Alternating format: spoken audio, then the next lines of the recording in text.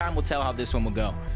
Yeah, I mean, right now, the way things set off, you take out one of the most dominant teams right there, right? This is a blessing for the lobby. khanada, you know, getting out of this this lobby here just works for everyone. And let's talk about it. Drops start to open up, right? So there is flexibility available now. I'm really curious, though, of whether Somerset and, you know, their team are going to be able to react pretty quickly. But here it is. We kind of talked a bit about what's going to happen here. Two teams. Moving on over. Dejan, Moxie, Penta, Tragic, M-Straw, and Fallen. And Kelly said it, there is a ton of space that opened up over towards Demon's Dojo, so that's going to allow a team like this to try to disengage elsewhere. There's the surrounding area, and then everything above Demon's Dojo as well. So I don't think this was a wrong play for them to make, but Penta, Day, and Moxie, if they act quickly, they can get some early damage and potential knocks. Yeah, definitely. I mean, they will surely have the advantage when it comes down to loot, but take a look at this fight here. It's up to Carrot right now. Seems to be the last warrior standing at the watch right now, but teams are on the hunt here. G's going to be on top of them, and they fall pretty quickly. Down goes the trio there. Carrot tried his best, but unfortunately, they couldn't best the drop here.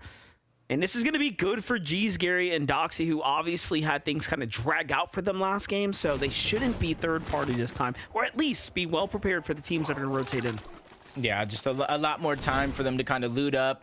And like you said, the very worst, be a little bit more aware of all the surrounding teams. Night Shifts Forest. This is where Pollo, Acorn, and Agers land. And I say Night Shifts Forest, but you see how much respect they have. Just like Rapid, Khanada, and Bolts on the other side of the map, they not only get the actual POI, but they get so much of the surrounding space around it as well. It's going to allow for Pollo to push up, get an eye on Bird, see what teams are there, see what's going on, and really assess the situation perfectly for the team. Hold up, though. We got to jump to the Magic Mosses, where fights are taking place right now. Oh.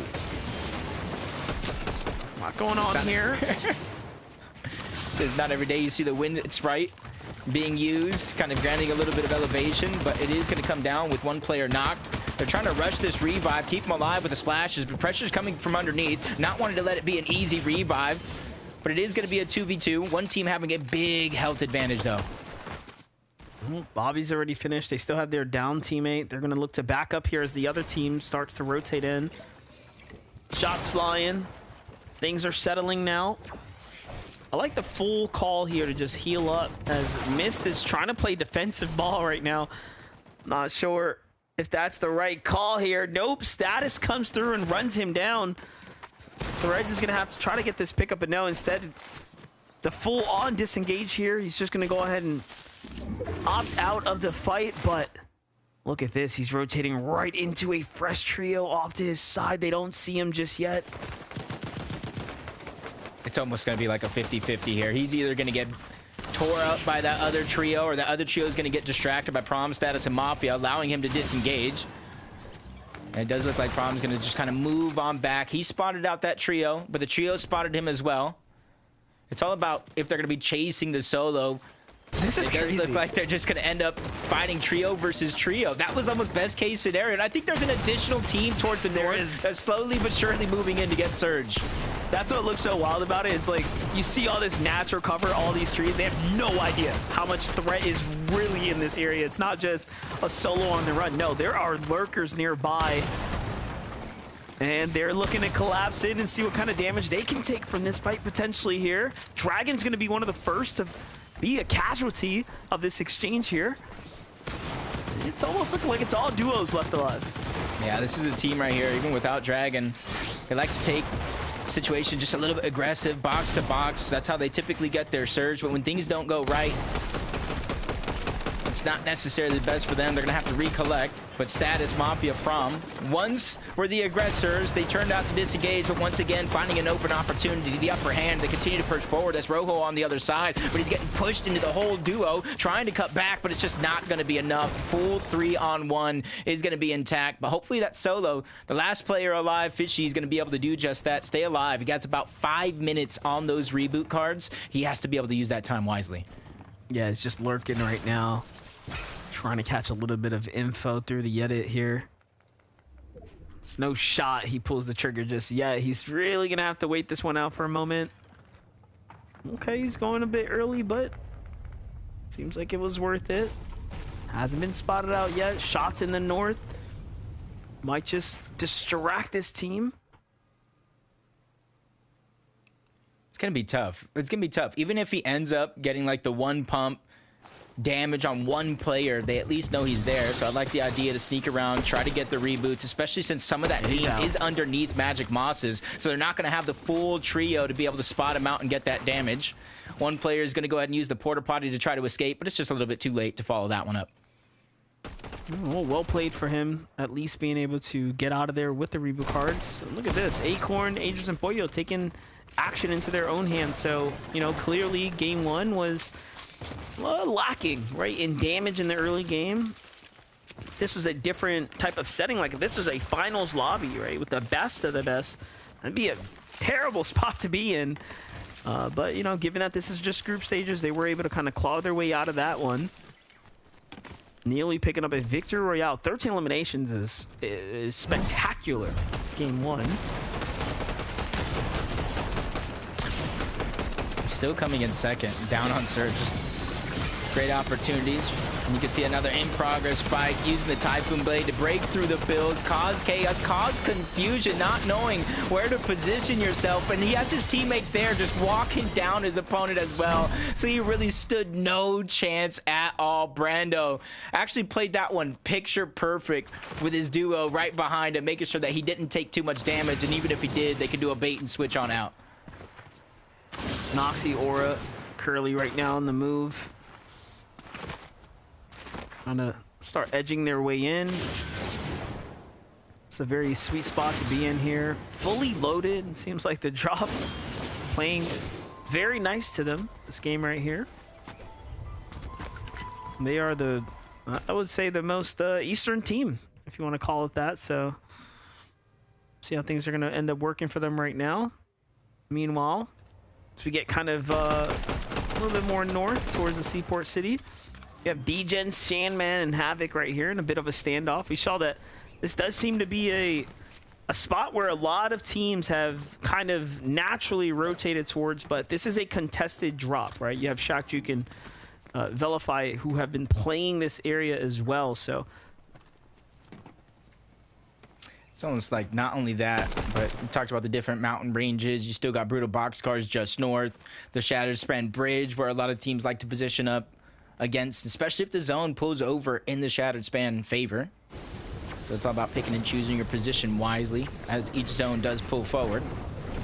And so far, very early on in this game, I know it's only zone 2, but we do got a rather central zone, but it is pulling towards the south, a little bit towards the east as well. So if you're trying to predict the zone, you can best believe you're going to rotate in that direction. As was that Blue, Rapid, and Sin just trying to chase down this solo of Juke. His teammates nowhere in the mini-map, and just adding by the fact that Blue does have an elimination. You got to imagine that's a solo just running away, trying to survive to get as many points as possible and possibly his teammates back. This is a very interesting strategy from, you know, Sin and Blue here. The way they've played this game out, they kind of stick to the coast and rotate wide through the storm. That is very interesting because most teams would typically get out, right? So if you're not contested at your drop, you'd think they go center map first, maybe towards the Warriors watch, where obviously there's teams fighting, but doesn't play the outskirts. I'm not sure I like that strategy very much, but we'll let the standings do the talking on that one. Seaport City, Npen, Taki, and Ishu still sticking around here. He's literally like on the 3rd, 4th, or 5th floor fishing out of the building. That's some safe fishing right there from Taki. And it's one of those things, so you can be on top of the Shattered Span Bridge, highest elevation, and still fish down. And that's why you see the importance of carrying those fishing rods, because as long as you have a little bit of water near you, that gives you the opportunity to get those floppers, get those shield fish. And even if you're not lucky, the small fry definitely goes a long way as well. Time to get to this new storm zone now. Oliver OG, Skater on the move, but might be caught out of position as Sharkman and Elsa start to edge their way towards this mountain here. This could be a fight breaking out here shortly if they're not spotted. Surely now, Elsa and team have the high ground. They can see what's happening here. They can see the fresh box. Hey, they picked up some key eliminations throughout that last game. Especially Olive Row G late in the game, picking up key solo clutch points. And sometimes that really makes all the difference. It keeps you in contention of the top 5. Continues to have that confidence held high. There's DC Awesome Noah, Chaos Gaming rotating up from Hopeful Heights. Just trying to get a good spot in zone. They're hedging their bets here that it is going to rotate closer to Seaport City. So they're trying to be one of the first teams here before it gets a little bit congested. Just got to be careful, though, because more and more teams, as the zone continues to pull in this favor, will start to stack that side of the zone. We got some action unfolding right now. In the middle of this fight, it seems to have been dragged on for quite some time. All parties hurt here due to the fact they're sitting in the storm right now. This is still at the Flooded Frogs, mind you. Boone, Bobby, and Enough. Bobby was taken out earlier, so this is after picking up the teammate, after resituating themselves. They still find a squad left behind. Shipsky's going to be the first to fall here in this battle. They send Furtus off running. He takes the transport out the side there. But the Oni mask can only take you so far. Especially when you're just going deeper and deeper into zone. You might have found bandages, but just no time to be able to use them. Even if enough goes down here, yeah, they're still going to get the elimination onto Furtus. And that Siphon's definitely going to pay dividends because it's allowing him to save the med kit for a later time, especially with the zone pulling towards the south. They're definitely going to need that. And that damage, you spoke about him getting rebooted, that damage is going to help so much in terms of being able to focus on your rotation. Meanwhile, Quanti, Baila, Edgy getting what they can together from their resources. Seems like they might have been looking for some exchanges with the teams nearby to pick up some damage here. That's why they're fishing it out right now. I'm Edgy. I don't know if I actually take the 2 minis or more shieldfish, to be honest. I think it's just one of those situations. It all depends on how fast they can fish the shieldfish. Because it's only like a 50-50 chance that you get it out, especially depending on the inventories. But you talked about it. With one team out of the lobby of Rapid Boats and Khanada, it opens up a lot of space here, especially on the Shogun's Arena up top where the medallion proved to be very, very useful in the right hands of Bolts. But Sandman taking a little bit too much damage, scrambling around, trying to stay alive. Teammates don't seem to be anywhere in sight, so he's going to have to do this one by himself until Degen finds the time to finally reunite. And this is where it's just a big and risky situation here on top of the island when multiple teams begin to contest it. This is very interesting, right? All of these squads here got to see what happened when Bolt had the medallion in his hand, how powerful it could be. And now it just seems like a little bit more desperation coming into play here for game 2 on this island. It kind of set itself up right south of the pump power. It kind of makes sense. There's so many teams up here that already play contested drops, so it doesn't surprise me. We have a lot of more aggressive teams up top. Slate Saw and Champ, though, getting all their builds broken. The boss is still up, though. No one's really gotten to finish it, but they also don't want the attention unnecessarily right now. You even have a third team up there. M-Straw falling in their trio on the other side of Shogun's Arena on top of the islands. Possibly trying to sneak some damage away on this team doing the boss and any team down below. Especially with the zone continuing to move towards the south. All those teams that are rotating in the north, the Magic Mosses, the Flooded Frogs, the Lost Legs, they will have to go through them or at least risk their position in order to find themselves any safety inside of the zone. I mean, what do you think? Do you think you stay up there if you're not going to just quickly take the boss down? I mean, it just seems a little counterintuitive right now. There's a team literally fighting on that island right now, and then 2 others kind of sitting by idly. So I am very curious as to how this is all going to end up working out. I'm curious to see the boss. You can see it kind of in the mini-map, the medallion going from each side of the island, back and forth, back and forth.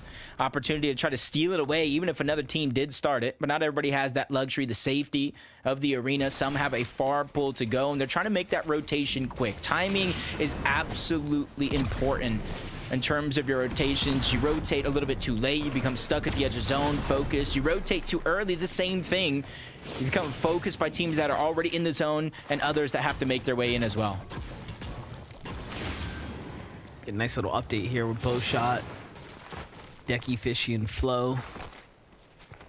Shattered Span seems to be the pull here. A lot of water at play this weekend here.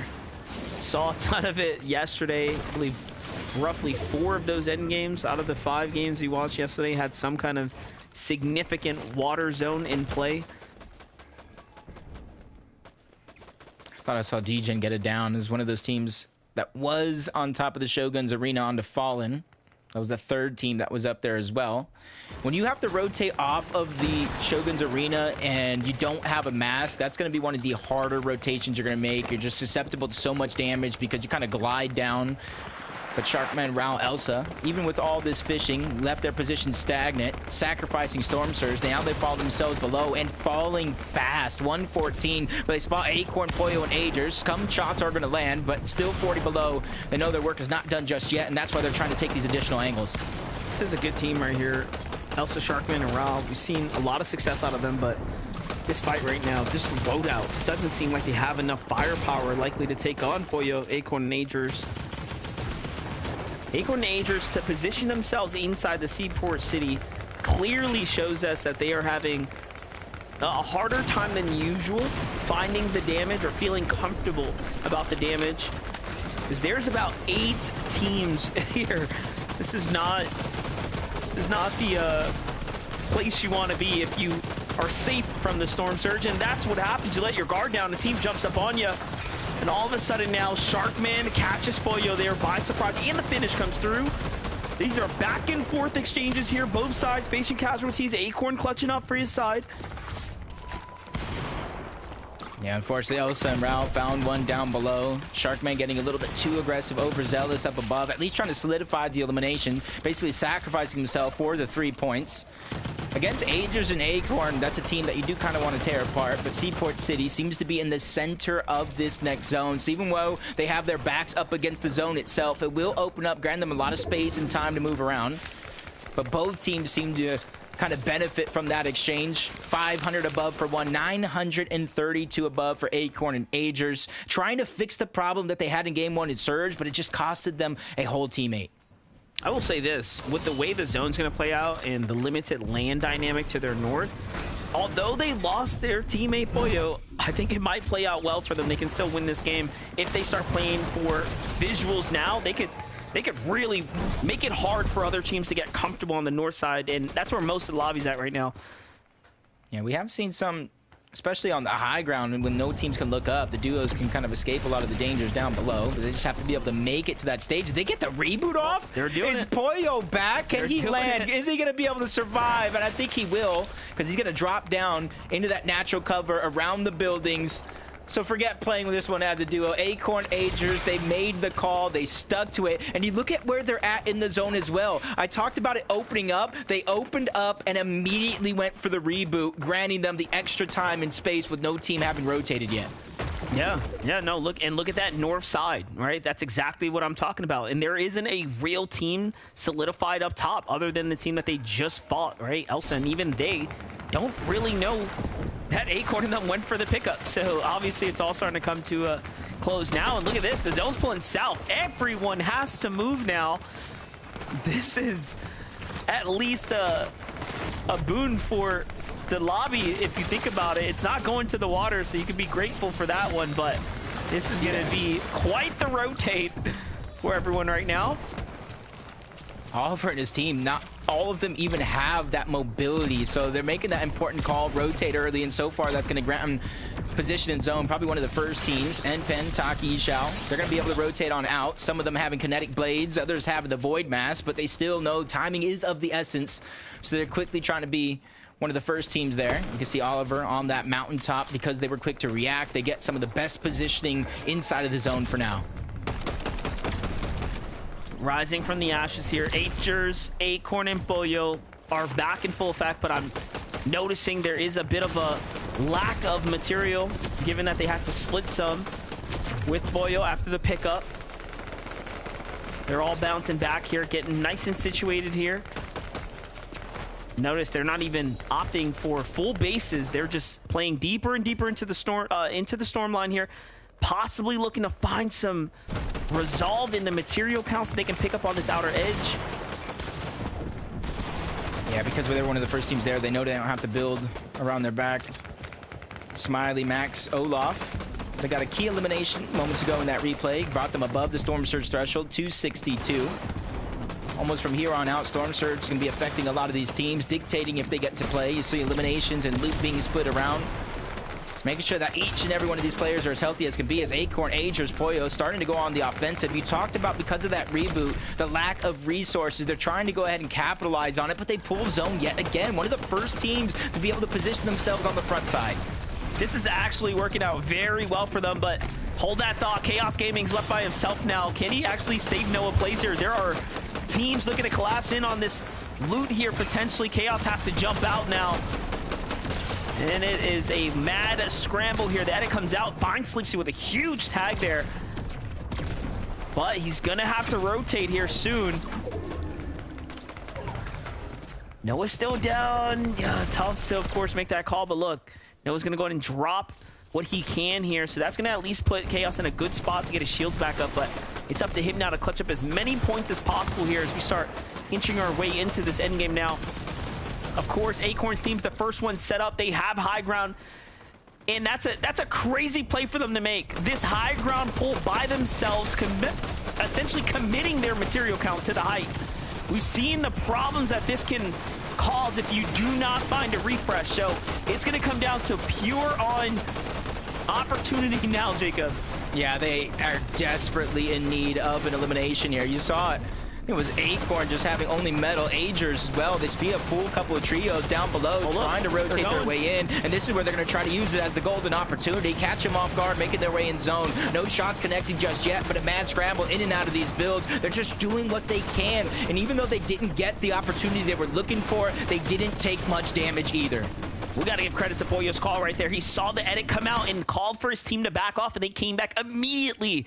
They did not hesitate at all. Acorn, Pollo, and Agers, although are in a tough situation, are playing very sharp Fortnite right now. Alroji, Dash, and Skater looking pretty decent, but also in need of a big elimination. They just found one. Can't get the loot, though. Gets sniped by another trio there on the low ground. Meanwhile, Flo, Bo, and Benjyfishy are fishing for damage right now. No heals on this team either. Most of our teams are tuning in with are a bit desperate for wares right now. When it comes to Storm Surge, only 2 players need to go down. It's going to turn off. Just a little bit more action, but Oliver, Dash, Skater are going to be able to break in, take down Desi, separate him from the rest of his trio. Bo is going to go down as well. Flo is going to be the only one left, but the Karma is switching around. They get pressured on the back, but it's them that is holding their position on that layer. The other team chooses to go below. They're trying to bypass them underneath. Will it work out? Who knows? Meanwhile, Pollo goes into the storm, finds a little bit of material there to bring it back to the high ground. Meanwhile, Bucky, Savage, and Okus turning up right now. 7 eliminations from that tough game 1 into a strong game 2 now. This is where the points are really going to start to rack up here. Scuffies, Fuse, and Crook looking for any opportunity to make something big as well. But everyone's beginning to gas out here. It's cost so much material. This zone is pulled further and further away from everyone else. Acorn plays the front side of zone right now. Pollo looking to catch up to them. They have things solidified up top. No one has contested them just yet.